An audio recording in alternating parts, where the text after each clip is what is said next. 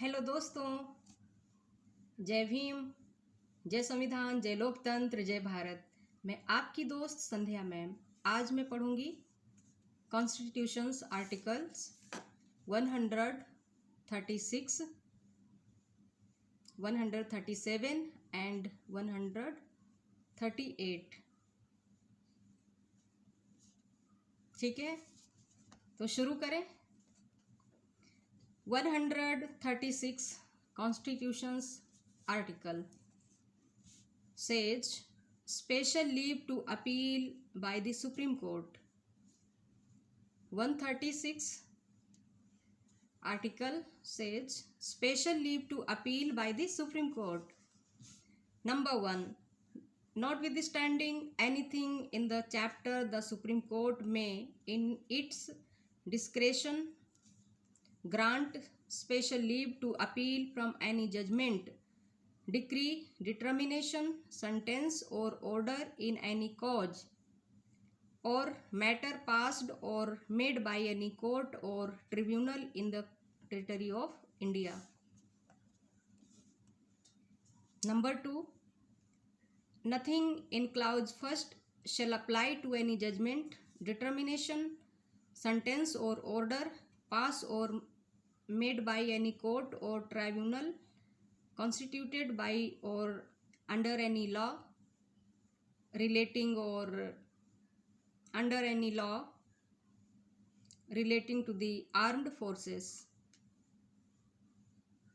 Article 137. Review of judgment or orders by the Supreme Court.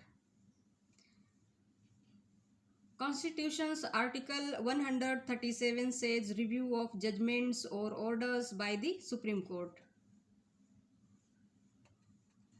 क्या कह रहा है कि जो सुप्रीम कोर्ट के जो जजमेंट हैं, उनके जो निर्णय हैं और उनके ऑर्डर्स हैं, वो क्या होंगे? रिव्यू, उनका पुनरावलोकन भी किया जाएगा। रिव्यू, उनका पुनरावलोकन किया जाएगा। Subject to the provisions of any law made by Parliament or any rules made under Articles 145, the Supreme Court shall have the power to review any judgment pronounced or order made by it.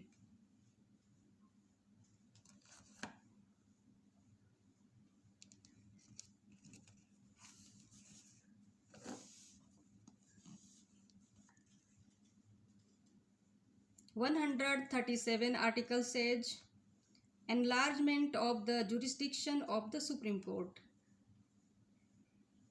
यानी उच्चतम न्यायालय के जो न्यायिक क्षेत्राधिकार है, supreme court के न्यायिक जो अधिकारिता है, उसमें वृद्धि करना। The Supreme Court shall have such further jurisdiction and powers with respect to any of the matters in the Union list as Parliament may by law confer. Number 2. The Supreme Court shall have such further jurisdiction and powers with respect to any matter as the Government of India and the Government of any state may by special agreement confer if Parliament by law provides for the exercise of such jurisdiction and powers by the Supreme Court. अब मैं इसको हिंदी में पढ़ लेती हूँ, अच्छे से समझ में आएगा। संविधान के अनुच्छेद 137, 138, संविधान के अनुच्छेद 136, 137 और 138 की बात कर रही हूँ। इन तीनों अनुच्छेद को मैं अब हिंदी में पढ़ रही हूँ। अनुच्छेद 136 कहता है अपील के लिए उच्चतम न्यायालय की विशेष इजाज़त। नंबर 1, इस अध्याय में किसी बात के होते हुए भी उच्चतम न्यायालय अपने विवेकानुसार भारत के राज्य क्षेत्र में किसी न्यायालय या अधिकरण द्वारा किसी वाद या मामले में पारित किए गए या दिए गए किसी निर्णय, डिक्री, अवधारण, दंडादेश या आदेश की अपील के लिए विशेष इजाजत दे सकेगा। नंबर 2, खंड 1 की कोई बात सशस्त्र बलों से संबंधित किसी विधि द्वारा या उसके अधीन गठित किसी न्यायालय या अधिकरण द्वारा पारित किए गए या दिए गए किसी निर्णय, अवधारण, दंडादेश या आदेश को लागू नहीं होगी। अनुच्छेद 37 कहता है निर्णयों या आदेशों का उच्चतम न्यायालय द्वारा पुनर्वलोकन, यानी जो भी उच्चतम न्यायालय जो आदेश देता है, अपने जजमेंट देता है या आदेश देते हैं, तो उच्चतम न्यायालय द्वारा पुनर्विलोकन, निर्णय या आदेशों का उच्चतम न्यायालय द्वारा पुनर्विलोकन। क्या कहते हैं कि जो संसद द्वारा बनाई गई किसी विधि के या अनुच्छेद 145 के अधीन, संसद में क्योंकि जो भी आदेश हैं या कोई भी कानून बनाया जाता है या ऑर्डर्स पास किए जाते हैं संसद के द्वारा, तो वो विधि के या अनुच्छेद 145 के अधीन बनाए गए नियमों के उपबंधों के अधीन रहते हुए, यानी 145 के अधीन बनाए गए नियमों के उपबंधों प्रोविजंस के अधीन रहते हुए उच्चतम न्यायालय को अपने द्वारा सुनाए गए निर्णय या दिए गए आदेश का पुनर्विलोकन करने की शक्ति प्राप्त होगी। अनुच्छेद 138 कहता है उच्चतम न्यायालय की अधिकारिता की वृद्धि। जो उच्चतम न्यायालय की जो अधिकारिता है, उसका जो जुरिस्डिक्शन है, उसकी वृद्धि। उच्चतम न्यायालय को संघ सूची के विषयों में से, जैसे आपने सुना है कि 3 तरह की सूची हैं, संघ सूची, राज्य सूची और अवशिष्ट सूची, जिसमें संघ सूची बड़ी ताकतवर होती है, राज्य सूची भी होती है पर इतनी नहीं, जिसमें 97 विषय हैं, 67 और 47। तो ये जो विषय हैं, तो अभी मैं बात करूंगी संघ सूची, यानी उच्चतम न्यायालय को संघ सूची के विषयों में से किसी के संबंध में ऐसी अतिरिक्त अधिकारिता और शक्तियां होंगी जो संसद विधि द्वारा प्रदान करे। नंबर 2, यदि संसद विधि द्वारा उच्चतम न्यायालय द्वारा ऐसे अधिकारिता और शक्तियों के प्रयोग का उपबंध करती है, तो उच्चतम न्यायालय को किसी विषय के संबंध में ऐसी अतिरिक्त अधिकारिता और शक्तियां होंगी जो भारत सरकार और किसी राज्य की सरकार विशेष करार द्वारा प्रदान करे। मैं इसका थोड़ा संशोधन देख लेती हूँ।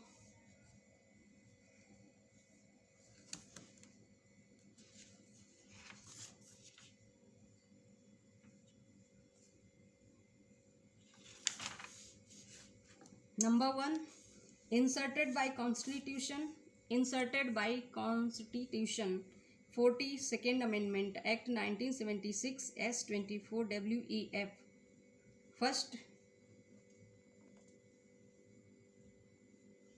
oblique second 1977. Number 2, substituted by the Constitution 44th Amendment Act 1978 as 21st 4 clause 1st WEF with from effect 1/8 1979. Number 3, see the Supreme Court decrees and orders enforcement Order 1954 CO 47 Hindi में। नंबर 1, संविधान 42वां संशोधन अधिनियम 1976 की धारा 24 द्वारा 1/2/1977 से अंतः स्थापित। नंबर 2, संविधान 44वां संशोधन अधिनियम 1978 की धारा 21 द्वारा 1/8/1979 से खंड 1 के स्थान पर प्रतिस्थापित। नंबर 3, उच्चतम न्यायालय डिक्री और आदेश परिवर्तन आदेश 1954 संख्या 1947। देखिए, तो ठीक है, कल मैं पढ़ूंगी संविधान के अनुच्छेद 139, 139, 139A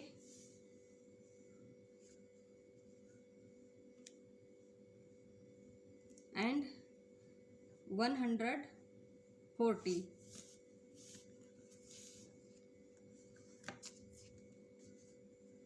तो आज के लिए बस इतना ही।